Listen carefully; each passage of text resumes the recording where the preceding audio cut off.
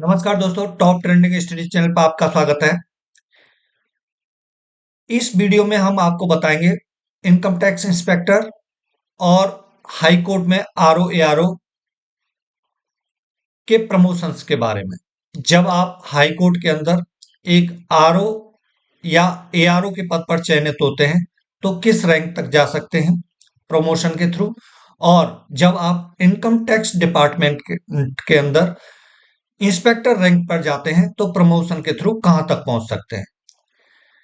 हम प्रमोशंस के बारे में पूरी कंप्लीट इस वीडियो में जानकारी देंगे। बात करें इनकम टैक्स डिपार्टमेंट के अंदर इंस्पेक्टर रैंक की, यह जो पोस्ट है, एक तो ग्रुप सी की पोस्ट है। ग्रुप सी की काफी बच्चों को कंफ्यूजन होता है कि ग्रुप बी की पोस्ट है, लेकिन ये ग्रुप बी की पोस्ट नहीं है, ये ग्रुप सी की पोस्ट है और नॉन गजेटेड पोस्ट है। ठीक है, 4600 ग्रेड पे में आप डायरेक्ट एसएससी सीजीएल फाइट करने के बाद जब आपकी रैंक अच्छी आती है तब आप इनकम टैक्स इंस्पेक्टर लगते हैं। जब आपका इनकम टैक्स इंस्पेक्टर लगते हैं, फर्स्ट प्रमोशन होता है, पहला प्रमोशन होता है तो आप इनकम टैक्स ऑफिसर बनते हैं। इनकम टैक्स ऑफिसर बनते हैं, यह एक गजेटेड पोस्ट है।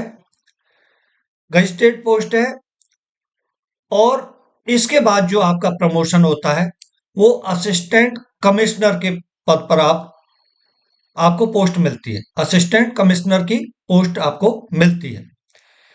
आप असिस्टेंट कमिश्नर यूपीएससी के थ्रू भी डायरेक्ट जा सकते हैं। यूपीएससी के थ्रू जब आप जाते हैं तो आप डायरेक्ट असिस्टेंट कमिश्नर के पद पर जाते हैं। असिस्टेंट कमिश्नर के बाद आप डिप्टी कमिश्नर बनते हैं और डिप्टी कमिश्नर के बाद आप जॉइंट कमिश्नर बनते हैं। जॉइंट कमिश्नर के बाद जब आपका प्रमोशन होता है तो एडिशनल कमिश्नर बनते हैं। एडिशनल कमिश्नर के बाद आप कमिश्नर, और कमिश्नर के बाद प्रिंसिपल कमिश्नर, प्रिंसिपल कमिश्नर के बाद आप चीफ कमिश्नर, और चीफ कमिश्नर के बाद आप प्रिंसिपल चीफ कमिश्नर बनते हैं। बात करें कि इनकम टैक्स इंस्पेक्टर के पद पर आप डायरेक्ट जाते हैं तो कहां तक पहुंचते हैं।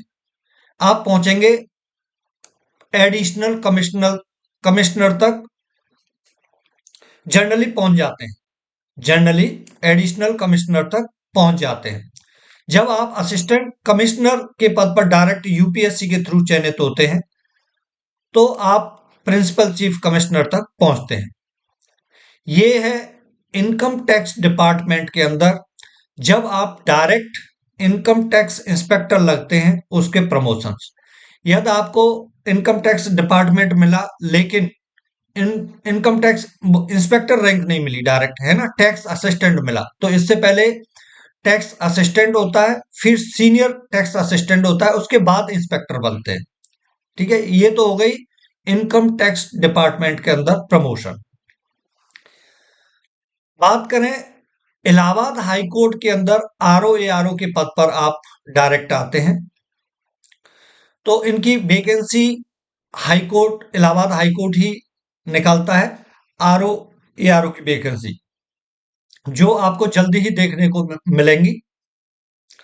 जब आप एआरओ के पद पर डायरेक्ट आते हो, क्योंकि एआरओ की वैकेंसी ज्यादा रहती हैं जब भी वैकेंसी निकलती हैं, जब आप एआरओ के पद पर आते हो तो एआरओ से आप आरओ बनते हो। एआरओ यानी assistant review officer, RO review officer. Review officer लगभग इन दोनों का काम एक जैसा ही होता है। असिस्टेंट रिव्यू ऑफिसर और रिव्यू ऑफिसर दोनों का लगभग एक जैसा ही काम होता है। रिव्यू ऑफिसर के बाद आप बनते हो सेक्शन ऑफिसर। सेक्शन ऑफिसर यानी जो सेक्शन ऑफिसर के नीचे आरओ और एआरओ असिस्ट होकर काम करते हैं। ठीक है, यानी इनकी देख रेख में, आर एसओ की देख रेख में एआरओ और आरओ काम करते हैं, एसओ भी काम करते हैं। ठीक है, जो भी, लेकिन मॉनिटरिंग पूरा एसओ करते हैं। एसओ के बाद आपका प्रमोशन होता है दोस्तों असिस्टेंट रजिस्ट्रार में। Assistant registrar. असिस्टेंट रजिस्ट्रार में क्या है, जैसे 2-3 सेक्शन है ना, 2 सेक्शन या 3 सेक्शन आपके नीचे दे दिए जाएंगे और आप उनको देखोगे। ठीक है, एक तरीके से मॉनिटरिंग का काम है। तो असिस्टेंट रजिस्ट्रार, असिस्टेंट रजिस्ट्रार के बाद आप बनते हैं डिप्टी रजिस्ट्रार। डिप्टी रजिस्ट्रार यानी 4 या 5 सेक्शन होंगे आपके पास, तो आप उनको देख रेख करोगे। जहां जैसे कोई लेटर बना या जो भी नोटिस वगैरह जाता है, उसके लिए डिप्टी रजिस्ट्रार या असिस्टेंट रजिस्ट्रार जहां जिसके साइन होते हैं वो अपना साइन करते हैं लेटरों पर जो जाते हैं।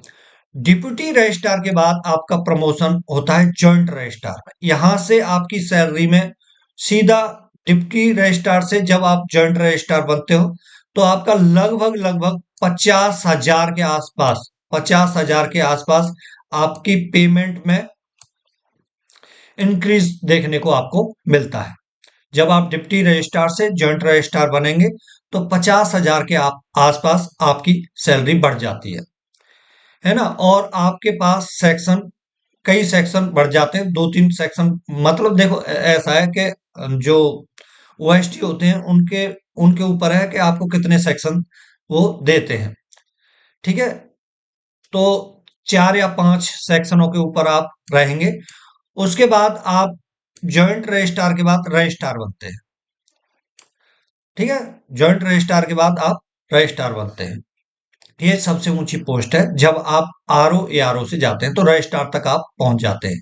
यदि एक सही एज में आप आ रहे हैं, यानी लगभग 25 ईयर्स, यदि 25 साल की उम्र तक आप इलाहाबाद हाईकोर्ट आरओ एआरओ में आ जाते हैं तो आप रजिस्ट्रार तक पहुंच जाएंगे, है ना।